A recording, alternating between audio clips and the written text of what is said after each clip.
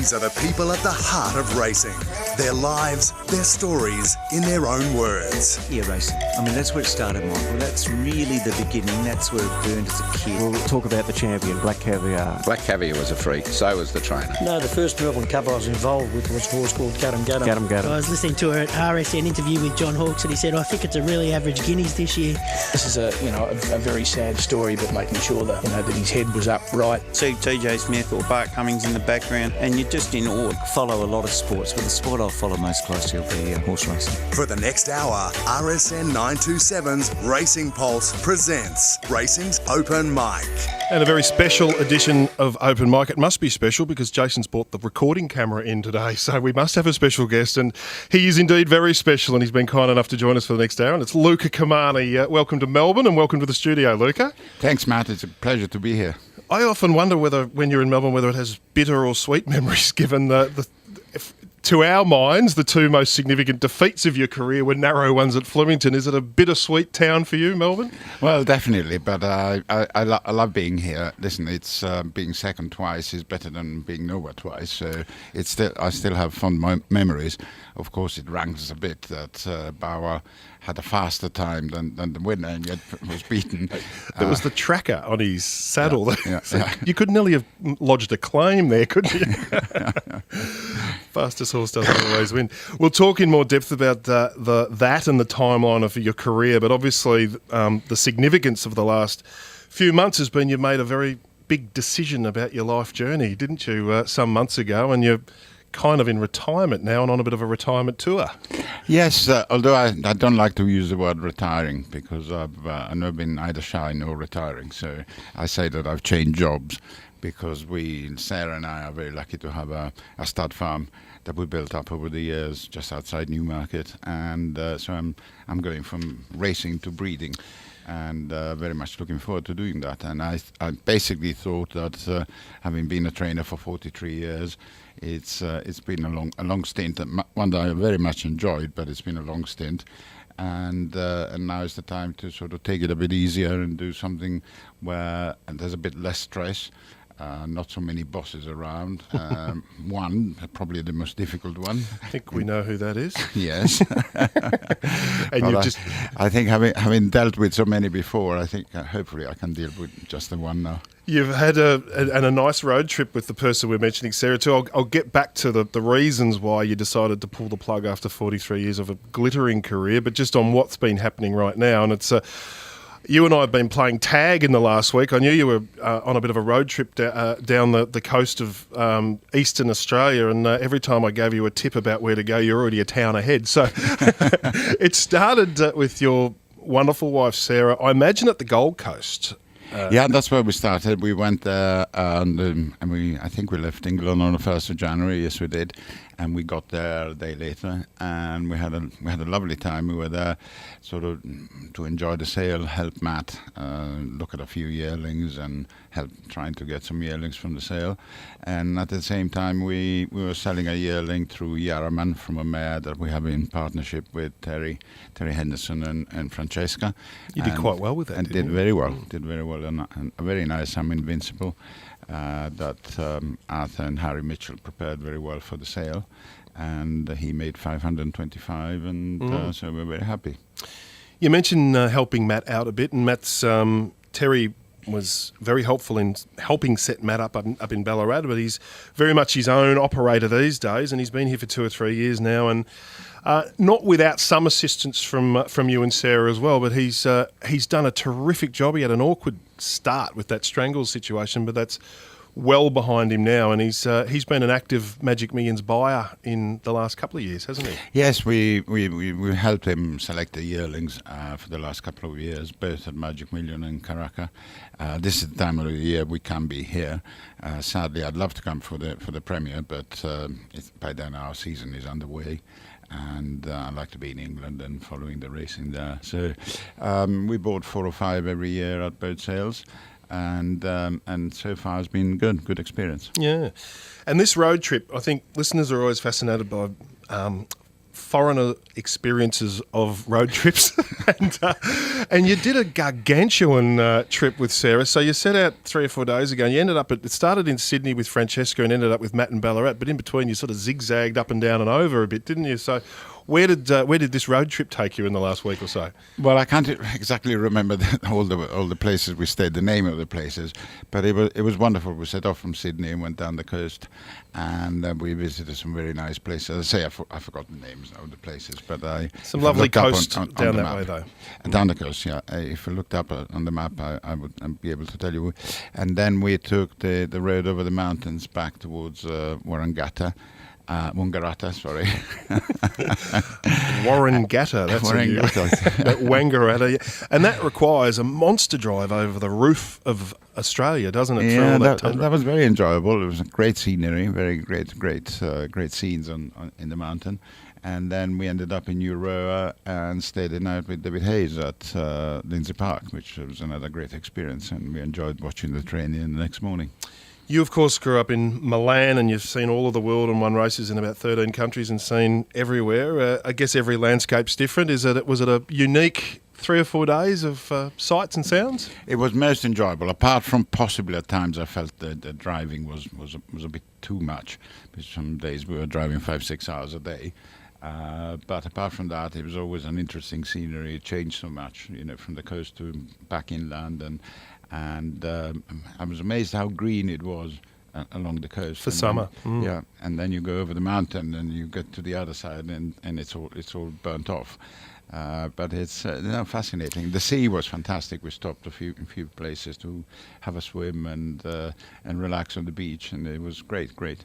And I didn't sort of check whether there were any sharks, but I didn't swim too far out from the beach. They were there. I'm sure they are. So this is all possible now because your time is a bit freer than it had been for the previous 43 years, and you. Probably a variety of factors, I would imagine, but you made the decision midway through last year that it would be your last season of training, and I know that your career had a lot of huge peaks, but also some difficult times as well. Was it a culmination of things, or was it just simply time to stop? No, I think it's just time to stop. I mean, otherwise, you can go on forever, and then eventually it becomes almost too late to stop to do anything else. And I thought that training is quite intensive, and it's quite, apart from when you get your holiday break, the rest of the time you're on it 24/7 and probably 14, 16, 18 hours a day just working at it. So I felt that having done it for a long time, having won a decent number of races, obviously as a trainer, it's never enough. However many you win, you want more. But I just realized that, it doesn't really matter if I win another 5 Group 1 races. It doesn't change my life. It's not gonna change. I've been lucky so far. I'm healthy. We have a stud to go to that we built over the years. We have a nice number of mares, good clients, and we just finished building a house there. And I thought, well, it'd be nice just to do something different, just a change of jobs, basically. You don't seem to be hugely sentimental, but I imagine Bedford House, where you've been since, I think, from the 1970s, and I read some stories from The Guardian and others about how wonderful the place itself was, with some lovely furniture and Shakespeare on the shelves and things like that. Have you sold it yet, or are you in the process? No, it's not sold yet. We are waiting. We have some interested parties, and I think the discussions will become more serious when I go back. And it would automatically be snapped up by another trainer, I imagine. I imagine so. It could be that an owner might buy it and put a trainer in there. But I think it's such a wonderful place, and it's a lucky place. And we had 2 Derby winners from there, and the previous trainer before me had a Derby winner from there. So it's a lucky place. It's obviously good for horses to be stable there.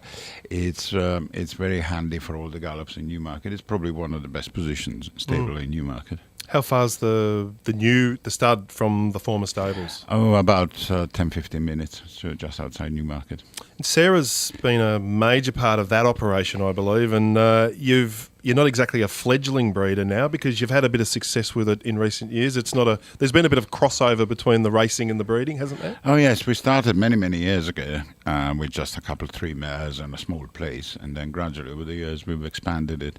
And Sarah's been instrumental because she's she's always been the managing director, and I always called myself the chairman.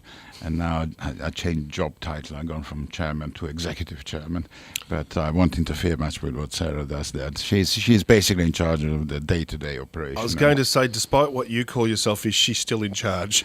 No matter how many titles you claim. I think she is. And you've bred some good horses too. You're not a hobby breeder, are you? No, we try to do it properly. I mean, we're lucky in the first, probably in the first 5 years that we were doing it. We bred a good horse called Milan. He was by saddle as well as Ado Kitanga, who was a good mare that we had bred herself, and there was a multiple group winner. And Milan won the Ledger and won the Voltiger and was second in the Breeders' Cup, and he's now a leading jump sire. And Kitanga produced another good filly called Cora, who won again. She was group winner, and she now has her first foal by Dubawi, who's now actually a yearling, just in the last few days, and will be probably going to the sales in the autumn. How many broodmares do you have now? About 18. And we try and be very selective. I don't want to have a big group of mares. I just like to have a good group of mares. How do you match them to stallions? Best I can. I think the most valuable lesson I've learned, or the most valuable dictum I've always learned, is that breed the best to the best and hope for the best. Do you go speed to speed and stamina to stamina? I try to. I try not to go to the opposites. I don't think a staying mare should go to sprinter, because you may get something which is neither of the two.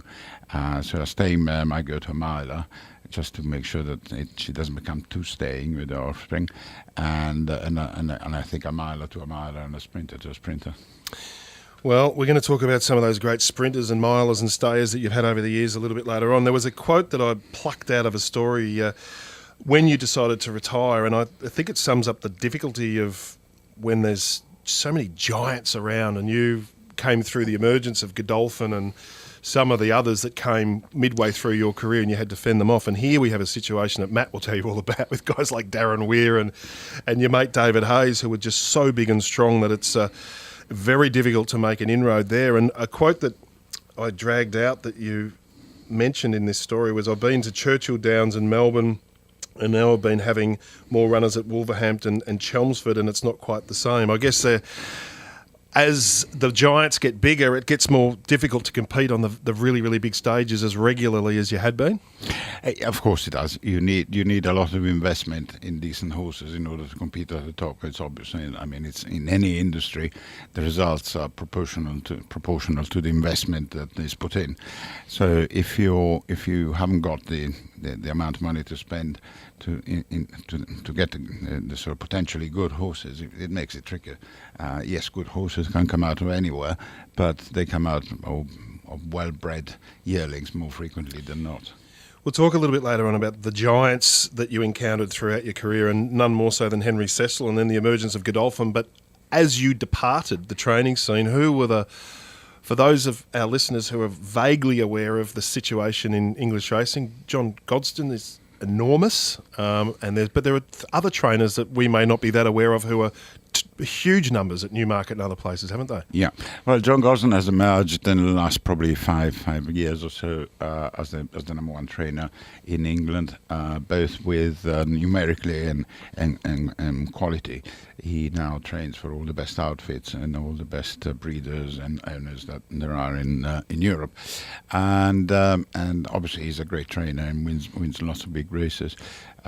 Willie Haggis has emerged in the last 10 years or 15 years as well as a force to be reckoned with. He has a good string, has a big string with very well bred horses, and he's probably him and Michael Stout, who's still a very strong force, right sort of neck and neck behind Gosden in strength.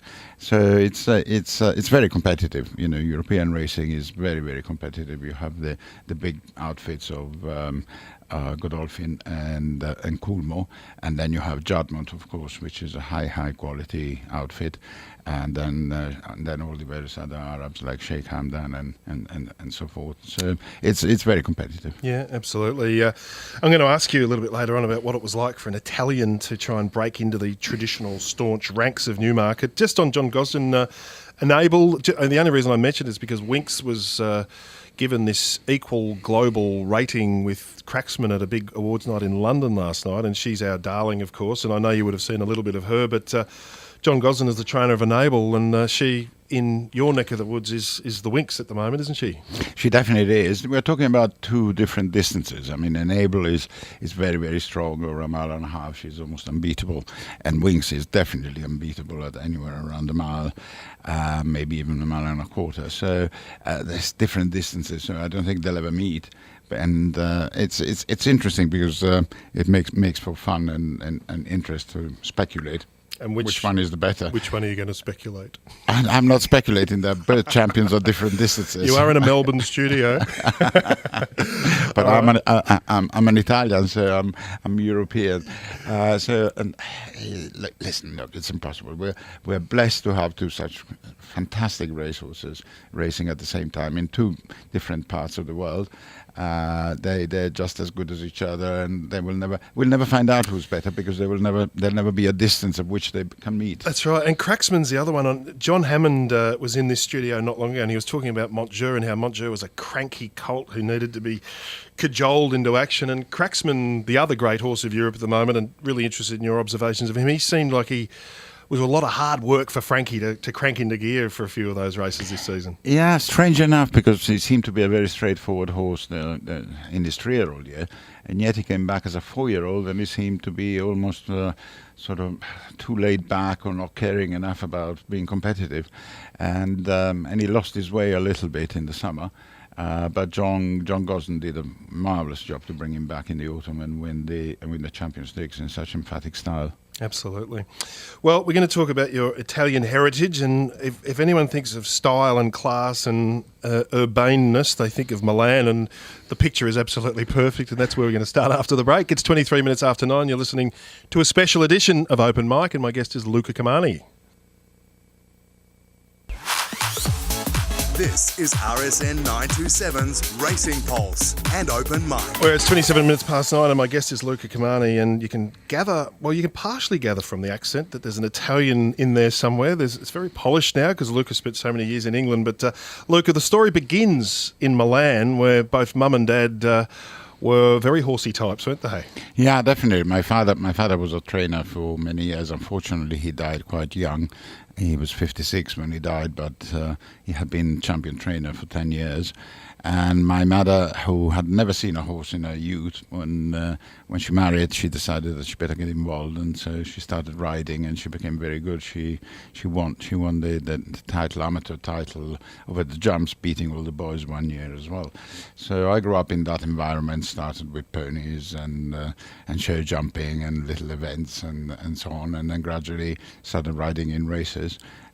As an amateur, both flat and jumps, and I was lucky enough one year to be the European champion, and winning the big race at the time. There was a very big race for amateurs at Epsom on the Derby course, and I won that on a horse trained by Ian Boulding of Mill Reef fame, and that basically got me introduced to English racing.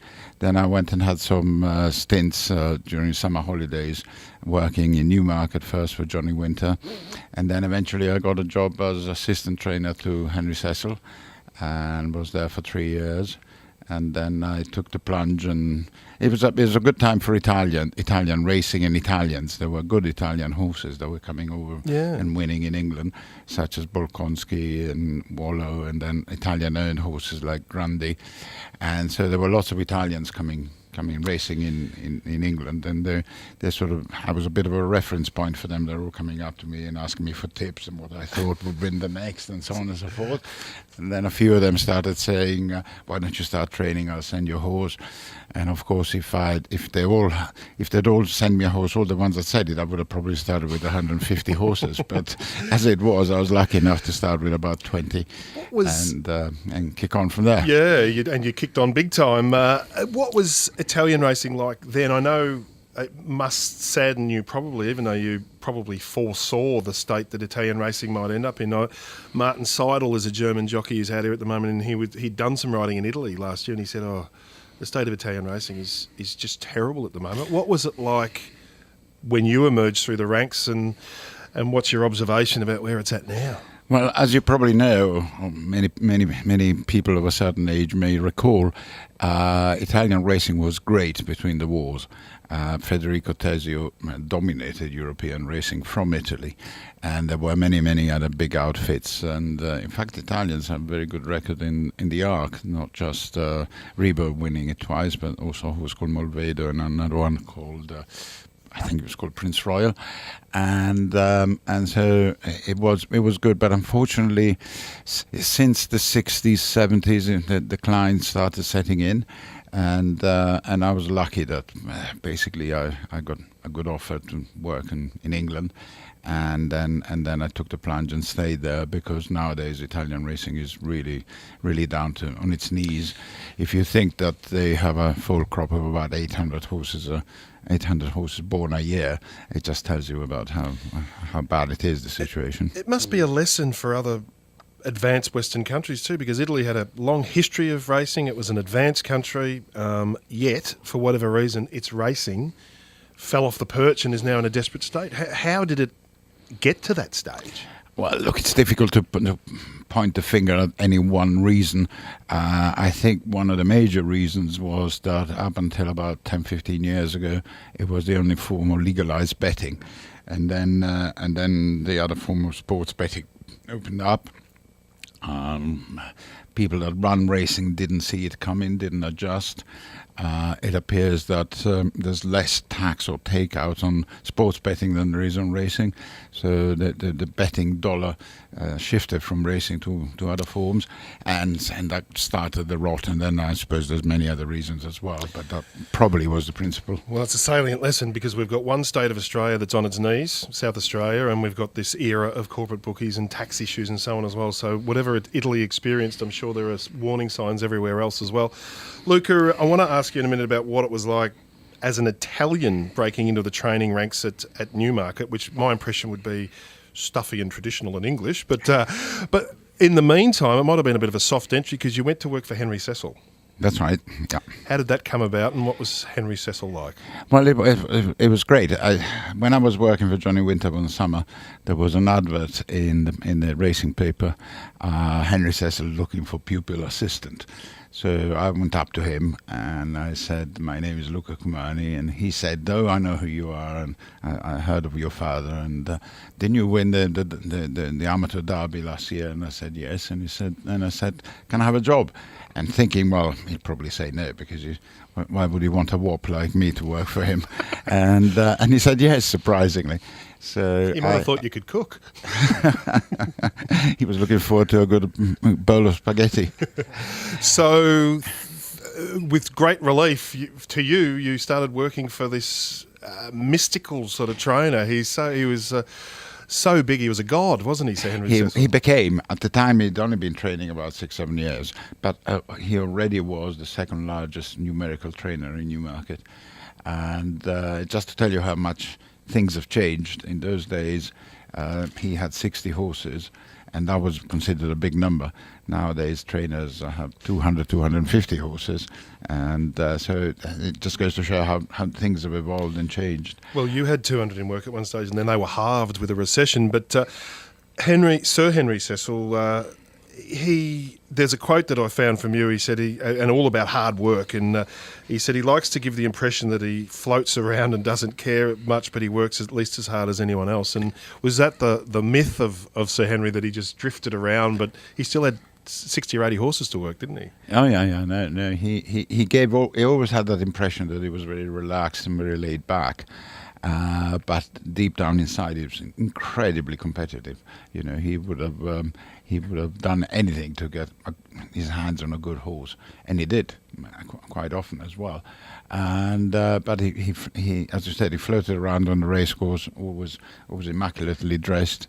Happy to chat to anybody, happy to be, especially his great thing, he always wanted to be loved by everybody, whether it was a down and out punter on the street corner or a very important owner. Henry always liked be loved by everybody, and he would spend time talking to anybody in order to be liked and loved by them.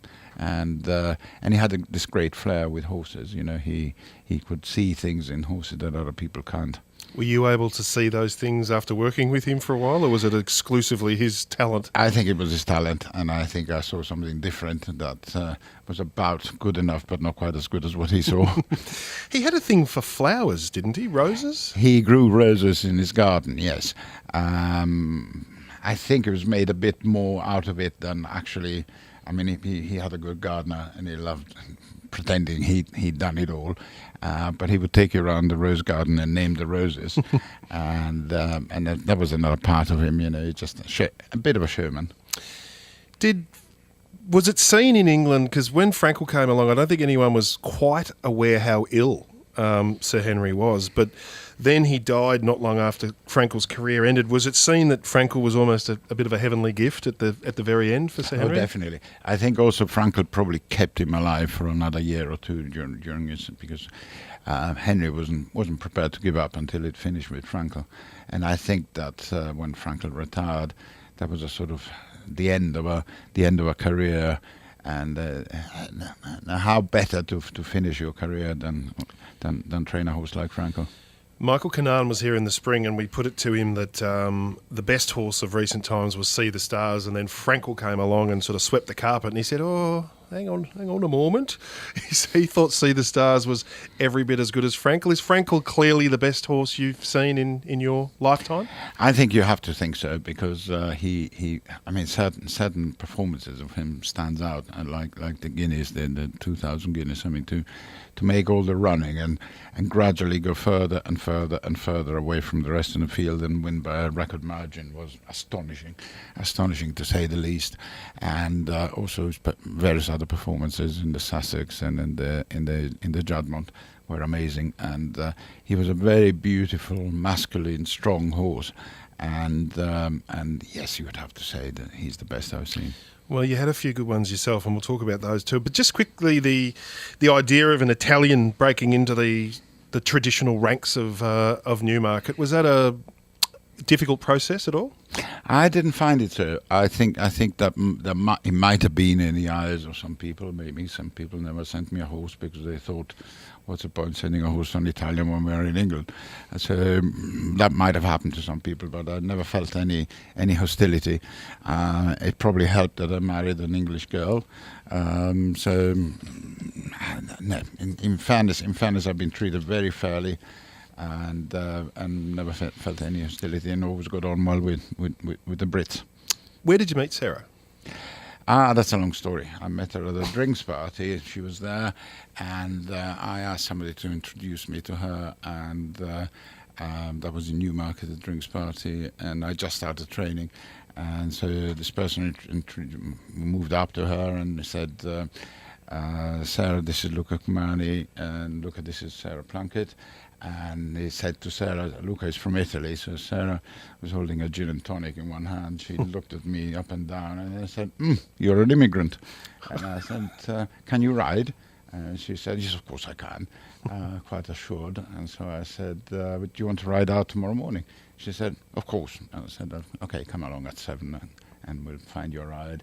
So she rode the horse, and she rode very beautifully and very confident, too confident. And at the end of the canter that the horse was doing, he threw a bit of a shape and she fell off. So I rode up to her on my pony and I said, I thought you could ride. How about dinner next week? Sounds like something out of a Mills and Bourne novel. So that was that. And that was that. She And that was dinner the following week. She was living in London at the time. So I went and picked her up and went down. We went to theatre and went to dinner, and then gradually started from there. Well, there you go. What a great love story that is. And then, of course, the product of this relationship is your two famous children as well. So, and we might even touch on them a bit later on as well. But, Luca, it's impossible to talk about your race wins and where they were and who they were, because there were so bloody many of them. And the Great Britain list as well, like 2 derbies and then every other feature race. But there were certain horses that come along that have a bit of an attachment here, and certainly there was one that was probably the best you trained, and he came at a time in your career at exactly a bit like, not quite the Frankel Sir Henry Cecil story, but certainly Falbrev came along after a very difficult time. You had the Aga Khan in tow and another sheikh, I think Mohammed, and the Aga Khan seems to be a fickle type of owner, and he's moved around a bit, and he moved a lot of horses out at a certain time, and thankfully a good horse was just around the corner. Yeah, that was. I think the Aga Khan left sort of late 90s. And I think he was looking for an excuse. He's never been in love with English racing as such, and he's always preferred, obviously, France because he lives there, and Ireland because his studs are there. And so he was never really totally comfortable with English racing, even though Sir Michael and I won him derbies. He then had the dispute over a filly that won the Oaks with the Jockey Club, a filly called Elisa, trained by Sir Michael. And he fell out with the establishment in England and the Jockey Club and everything, and decided to take all his horses away. And then he made a short comeback, and then obviously he didn't really enjoy that match and took the horse away. I don't blame him. Look, I never blamed an owner for moving horses. I think that it hurts. I think it is at times, I'd say, very hurtful. But at the end of the day, they own the horses. They can do what they like. And the same happened with Sheikh Mohammed Ubaid, for whom I trained 20 years and won a derby. And the week after, we won the King George and Queen Elizabeth, which is the most prestigious older race for older horses in England. A week after that, he told me that he was moving his horses. So it's part of the job. Did you have to literally rebuild, or was the stable still strong enough to ride that out? After the Aga Khan? Yeah, well, both, I suppose. Yeah. After the Aga Khan, we were still strong enough, because we had, just before he left, we had Barathia, who won the Breeders' Cup amongst them, and many other big races, and we won the Derby with High Rise in '98. So we were going along strong, and it was a bit then what happened, unfortunately, after the Aga Khan left. Gerald Lee, who had a fantastic breeding operation and bred some many good horses, amongst those were Barathia and Marco Distinction, and many other group horses. Unfortunately, he died, and his children didn't carry on his operation, and so that was a bit of a blow, because I was the number one trainer for him, and so I had access to very, very well-bred horses to train, and he was a great man and a personal friend. And then luckily Falbrav came, and two good horses came along in quick succession, Falbrav and Starcroft, who came from Australia. And Falbrav was trained in Italy before he joined us as a 5-year-old, and he ran 10 times for us that year, all Group 1 races, and he won 5 of them, and should have won 6 because he was nearly put over the rails by Mick Kinnan in the Irish Champion Stakes, and was beaten a short head with the jockey unable to ride because he was squeezed in between High Chaparral and the rails. And they nearly won the Breeders' Cup Turf as well, over 1.5 miles, which was stretching him, and he was in front all the way by the last 50 yards and was beaten ahead.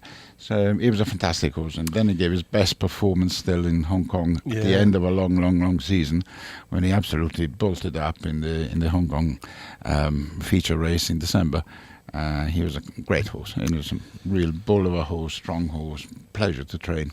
I'll ask you about Starcraft in a minute, but Matty tells me that you're very glass half empty about the quality of your horses. You prefer to let them really prove it. And there was a copy of the Racing Post around the kitchen table at Bedford House, and it declared Falbrav the best horse in the world, and your reaction was sort of, yeah. Well, no, that was a little bit controversial, because I was so cross after what happened in Ireland, that I really was determined to prove that he was the best horse in the world at the time.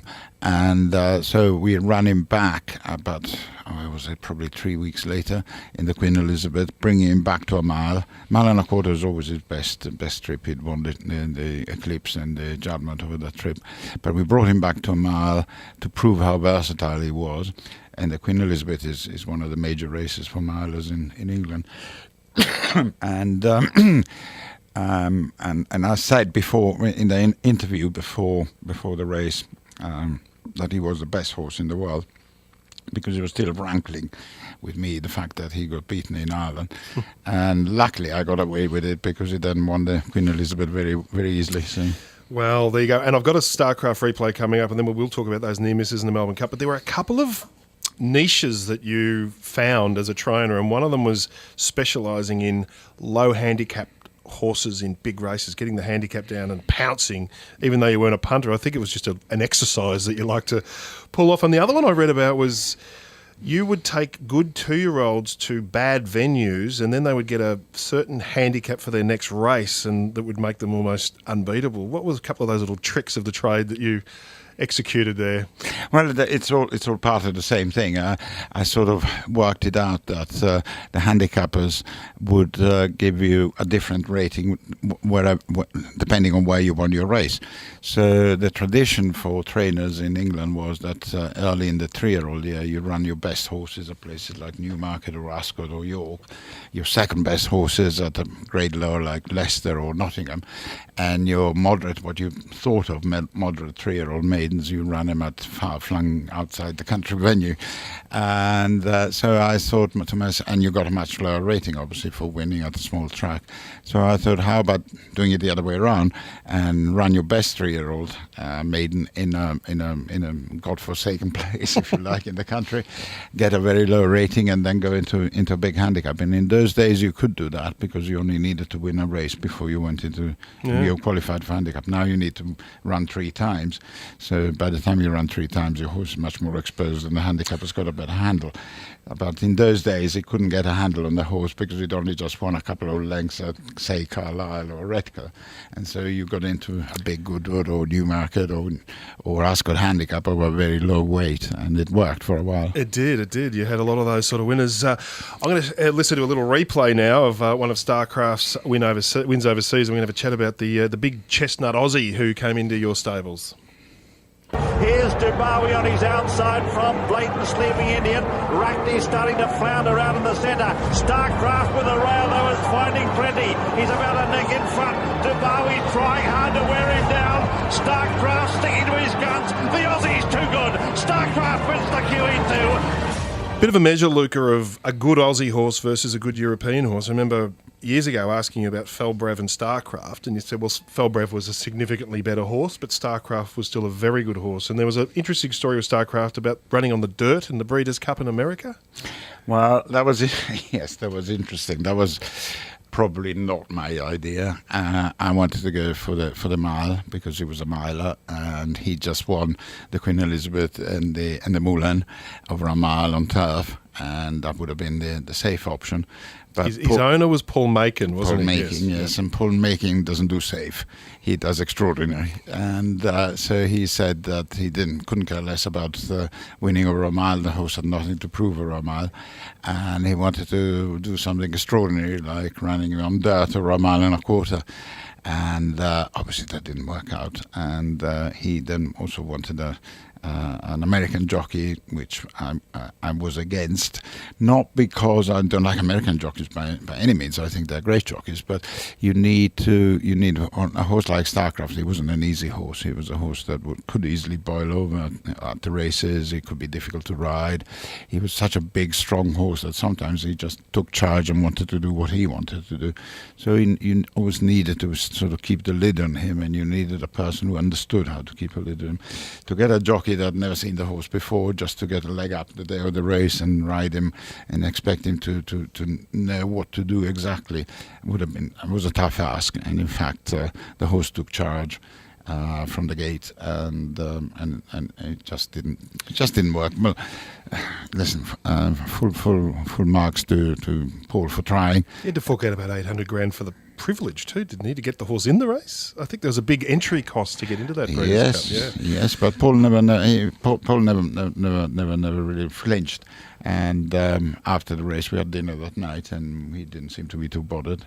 And Paul was a great winner and a great loser, and he was a great character. Hard to be a great winner and a great loser, isn't it? It's 11 to 10. We're going to take a really short break, Mikey, and we're going to come back with a couple of those near misses at Flemington. This is RSN 927's Racing Pulse and Open Mic. Laser sharp runs on zipping and Efficient is coming down the outside. Purple Moon for Raleigh. Got Kamala now. Here comes Efficient. He's mowing them down out wide. Purple Moon in front. Efficient the only danger. Purple Moon in front. Efficient is getting there. Efficient getting to Purple Moon. Efficient is going to win the cup. Half a length to Purple Moon. 3 lengths to Marla. Sipping fourth and then Dolphin Joe on a turn.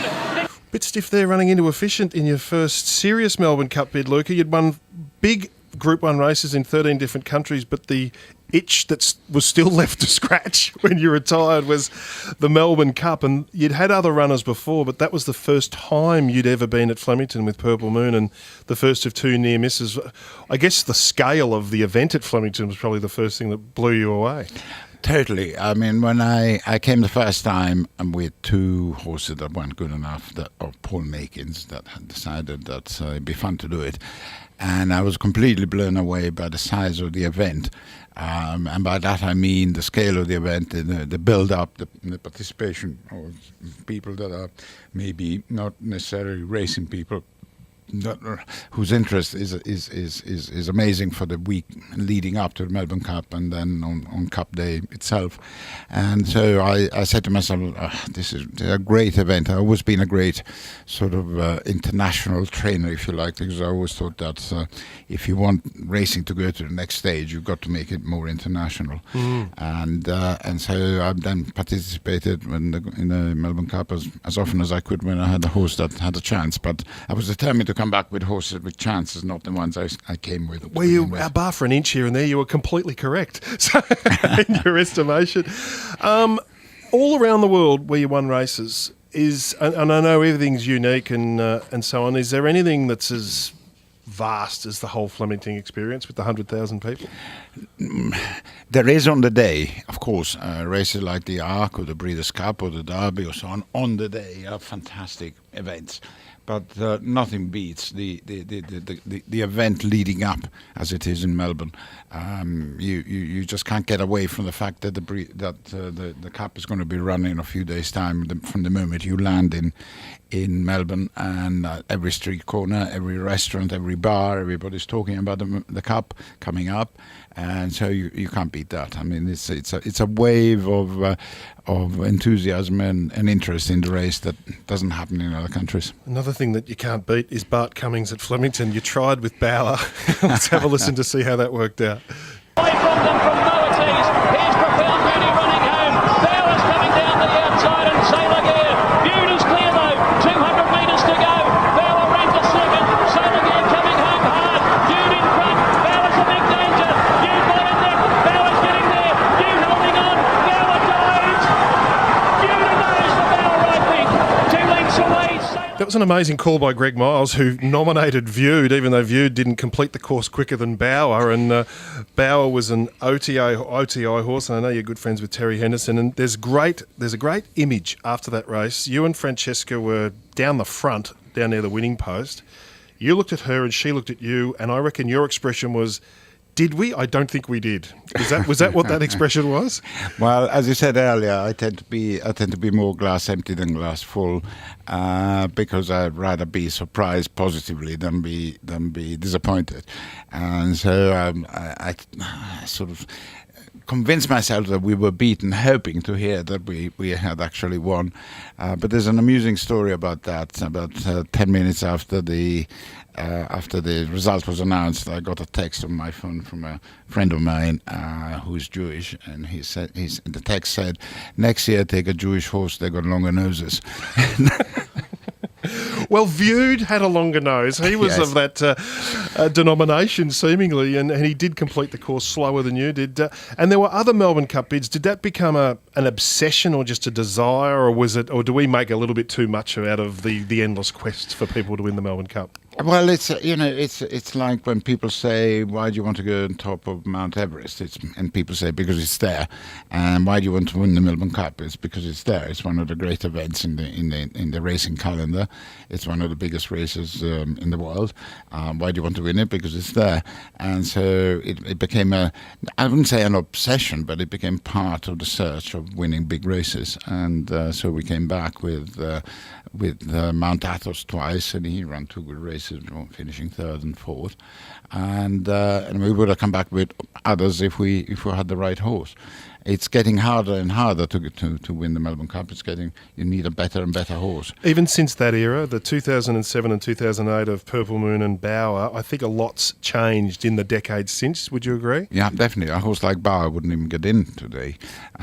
In those days, you needed an improving handicap, and nowadays you need an improving group horse. Yeah. And so it's gone up. It's gone up 2 or 3 notches. Well, the challenge now, you've got a multi-pronged attack now because you've got young Matt up at Ballarat, whose next accomplishment will be to find a really good horse, and that might be a Melbourne Cup horse, and who knows, you may be involved in that, and your role and Sarah's role is to breed one. So you've got a couple of chances there. Are you in some way in the back of your mind when you look at those 18 broodmares thinking, I hope we can win a Melbourne Cup with something in this paddock?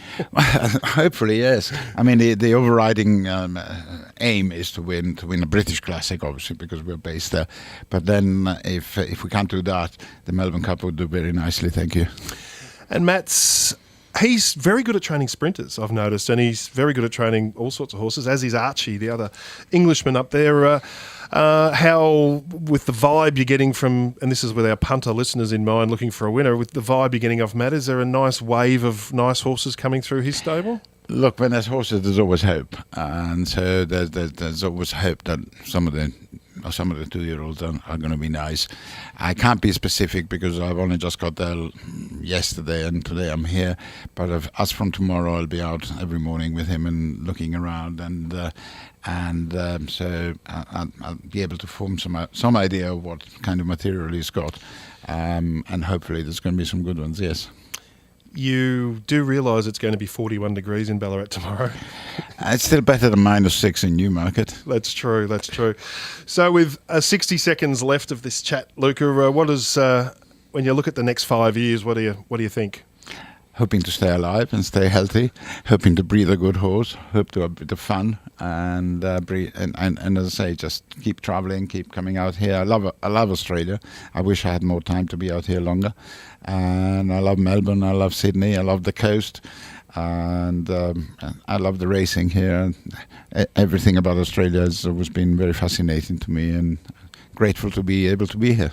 Except for the flying bit. I believe you're a major jet lag sufferer. I used to be. I've now found a way of not suffering jet lag when I fly out here. I just sleep all the time. Don't eat, don't drink, just sleep. Sitting up the front end of the plane usually helps, as opposed to the back end. The middle. It's good enough. Luca, it's been a great pleasure for me, a great honour for me to have a chat to you in the studio, and best of luck with sort of fending off the heat up at Ballarat tomorrow, and look forward to next time we have this opportunity. Thank you very much, Matt. It's been a great pleasure to be here. Luca Cumani. On tomorrow's show, the Shark joins me from 9 as we dissect the Australia Stakes meeting at Moonee Valley and the Blue Diamond preview meeting at Caulfield. But for now, it's 10 o'clock, time for a sports update.